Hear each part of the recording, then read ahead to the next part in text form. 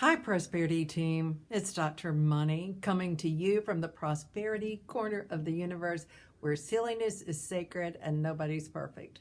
I am your POP, your Professor of Prosperity, and I'm here so that all of our lives can pop with prosperity. I spoke with my sister Lois today and asked her if she could think of a topic she'd like to hear about from Dr. Money. And she said, yeah, she said, I hear a lot about the laws of attraction. What are the laws of attraction? Would somebody just write them all down? And I said, basically, there's only one law of attraction. I said, the law of attraction is what you think about, you bring about. That means that our thoughts have substance and they're like a magnet and they attract things to us. Now, it's a little bit tricky, of course, because it doesn't mean that we have one thought and we attract something to us, thank goodness. It means that the predominant energy we have around a belief is attracted to us at some point. So, for example, if you wanted to manifest means attract something to you that you really want. What you do is decide what you want, you form a picture, you get emotion behind it, and then you remove all the thoughts that are obstacles, beliefs that you don't deserve it, beliefs that's impossible. So for some people it might be an easy thing to bring into their lives, and for some people it might be a very difficult thing to bring in their lives. For example, I might decide that I get the new and perfect car, and I've got plenty of money in the bank, I can go get that right away, and I may attract the perfect car to me, but it's going to be easier than someone who has very little money and they're trying to attract a car. So it's not all exactly equal, and it works really, really quickly. Now, another question she asked me was, well, what about that you're attracted to somebody that's like your parents, like a woman will be attracted to a man that is like their father? And I said, well, that is a different kind of attraction. That's not the law of attraction, but it does. But we are attracted to people, things, and events that prove things that we already believe. People, things, events, emotions, and thoughts and beliefs. These things, we look for them and we pick the way we look. It's like we cherry pick the things that we see. There could be 5 things going on around us, but we pick the 2 things that prove. For example, there may be 5 men in front of us, and this would never happen like this, but if I have a belief that men are really bad to me and treat me badly, there could be 5 men in front of me and 4 of them are saying nice things and one of them is saying, well, you really are negative or whatever.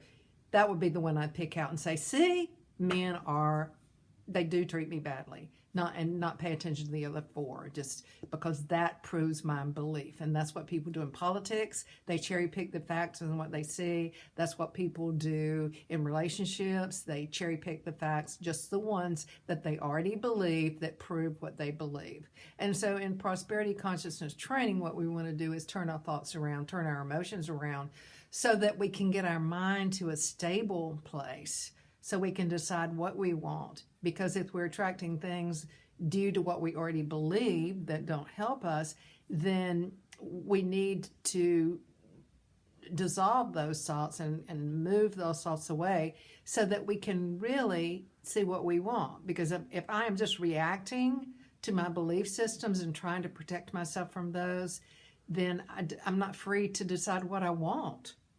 If I'm in a relationship and all I can see is, and I'm a woman, men treat me badly, then I could never decide what kind of man I want to have because my beliefs are blocking me. It's like, oh, I'd really like someone that treats me well.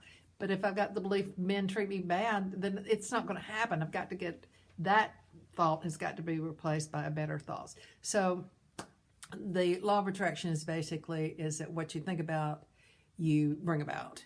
However, the other things is that we are attracted to things, situations, events, and circumstances that prove what we already believe. And that is a kind of attraction, but that's not really the law of attraction. So a little lesson for those of you who may have been wondering, probably most of you know what the law of attraction is. And the law of attraction, spoken in another way, was by Norman Vincent Peale, who came up with positive thinking, and that's what he called it. But he got a lot of his beliefs from Florence Scovel Shinn, who was his teacher, and she got a lot of her thoughts, I think, from Neville Goddard, and Neville Goddard got a lot of his thoughts from the Kabbalion, and the Kabbalion was based on a lot of Hermetic principles, which was Egyptian and Greek mystery schools going together. So the lineage for this kind of thought goes way back, but the bottom line pretty much is what you think about, you bring about. Let's take a deep breath in. And as we breathe in our good. We receive it. And as we exhale in unison, we exhale our belief, our intention, our thoughts, our everything, that all other beings receive their good as well. See, that's how we know that we're growing in compassion, that we're growing in spirituality. Because when we do, we want good for everyone. We want everyone to have a fair chance. We want people to be happy.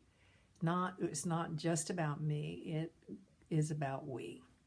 We want to, the me needs to I need to take care of myself, but we are together. Humanity is a team sport. And again, one more thing I want you to remember for sure, and that is that I love you.